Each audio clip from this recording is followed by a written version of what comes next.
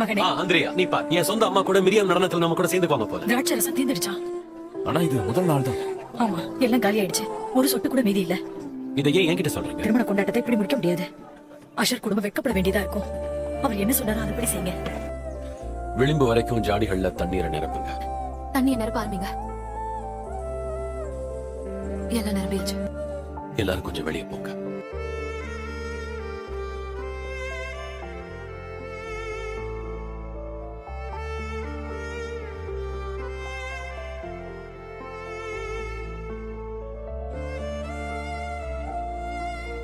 எல்லாரும் கேளுங்க, ஒரு காரியத்தை சொல்ல விரும்புறேன்.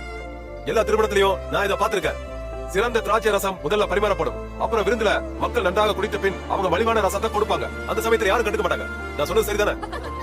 ஆனா நீங்க இப்ப பரிமாறின இந்த ரசம் ரொம்ப பிரமாதமா இருந்துச்சு தெரியுமா?